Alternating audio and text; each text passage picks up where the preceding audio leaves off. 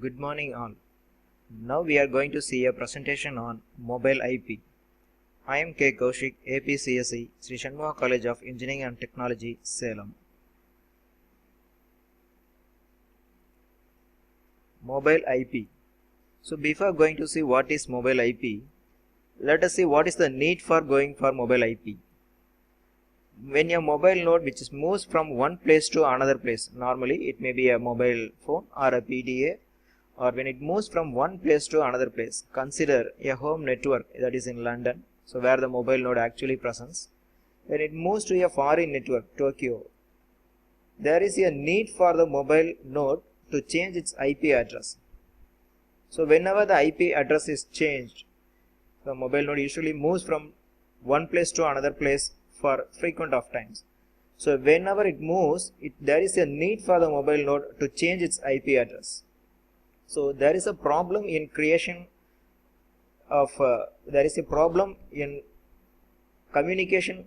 when the mobile node moves from one network to another network.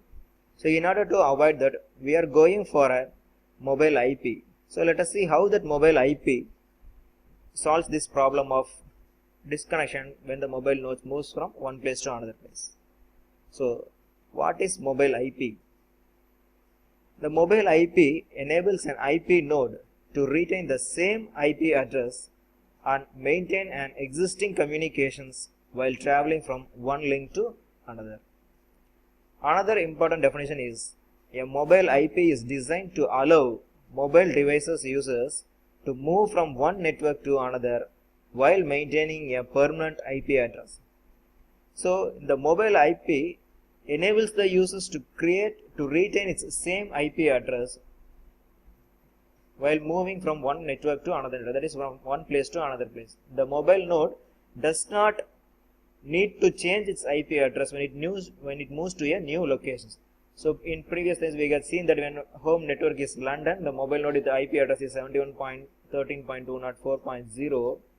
It changes to 10.4.79.0 when it moves to Tokyo. This changing of IP address is not needed when using a mobile IP. So that enables the IP node to retain the same IP address when moving from one link to another place. So mobile IP. So this is the simple structure of working of a mobile IP. And the mobile node visiting network. So there is a home network as the screen here indicates on the right side. The home network is the network where the mobile node actually belongs to. And the foreign network is the network where the mobile node is currently belonging. And the correspondent node is the node which wants to communicate with the mobile node. So this is the typical structure of a mobile IP.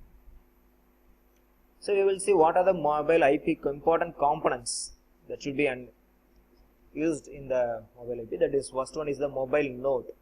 Second one is the home agent, foreign agent, and correspondent node. So this is the working of your mobile IP. Then we will see what is this mobile node and we will come back to the working. So mobile node is nothing but normally a cell phone, a personal digital assistant, or a laptop which communicates with the users. Home agent. The home agent is which belongs to the home network. As I already said, the home network is the network where the mobile node actually belongs to. The home agent is a router on the home network and serving as an anchor point for communication with the mobile. That is maybe like an router or an entry point by which the mobile node can be accessed in the home network. So it also tunnels the packets from devices on the internet, which is called correspondent node, to the roaming mobile node. So when a correspondent node wants to communicate with the mobile node, it tunnels the packets to the mobile node where the mobile node is actually present. See a tunnel, where the tunnel is tunneling. What is the tunnel? Where the imaginary path that is existing between the foreign agent and the home agent. So that is given the property. A tunnel is established between the home agent and a reachable point of a mobile node in the foreign network. That is usually a foreign agent. So what is a foreign agent? The foreign agent is a router that may function as a point of attachment to the mobile node when it roams to a foreign network. The same is similar to the home agent, functions of the home agent, but it is in foreign network that will deliver the packet from the home agent to the mobile node. The home agent simply forwards the packets that are coming here to the foreign agent. The foreign agent will forward the packet to the mobile node. The corresponding node is one which communicates with the mobile node. As I already said, the corresponding node which communicates with the mobile agent.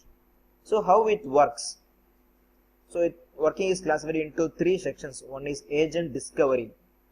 So the agent discovery is the mobile node discovers its foreign and home agents during the agent discovery. What is the home agent? What is its foreign agent? So that will be discovered. That is agent discovery. Registration is the sense the mobile node registers its current location with the foreign agent and the home agent during registration. Where it is present, what is the location of the home agent? So that will be registered here.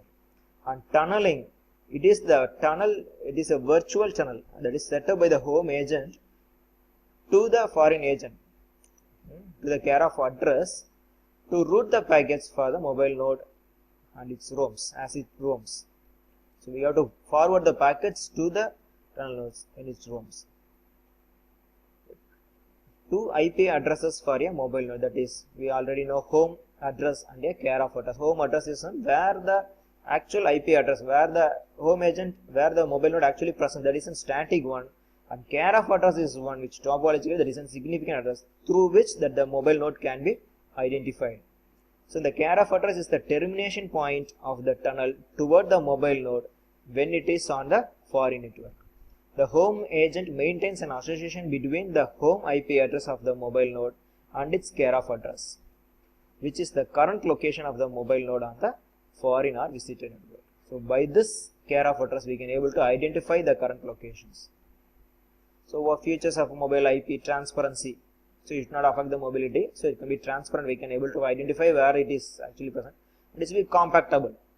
So with the existing internet protocol, no special alterations is needed, and it is much more secure communications, and efficiency is also higher, and scalability that can be expandable to billions of hosts. So that is an important feature of the mobile IP. Key mechanisms in mobile IP. Three basic mechanisms are needed. So discovering a care of address and registering and tunneling of a care of address. We had seen already this basic mechanisms. And route optimizations. So all the data packets to the mobile node goes through a home agent. So how it works? Whenever a corresponding node wants to communicate, and it will forward the packets only to the home agent. So there will be heavy traffic between home agent and correspondent node, causing latency to increase because the tunnel may incur with many number of packets. So there will be a traffic between the home agent and a foreign agent. So to overcome this problem, the following route optimization needs, that is, enable direct notification of the correspondent node and direct tunneling from the correspondent host to the mobile host, and binding a cache maintained at the correspondent node. So instead of every time if you are going to the tunneling, the location of the mobile node can be informed to the correspondent node, so that the direct communications can be taken place between the correspondent node and the mobile node. The association of the home address with the care of address is called as binding. So this is any ideas about that mobile IP, and we are the references where it has been. I have to thank Dr. Gnanasekharan Thangavel for his kind PowerPoint supports, and we have to thank a reference book from Prashant Kumar Patnaik and Rajiv Mal from the book Fundamentals of Mobile Computing. Thank you so much.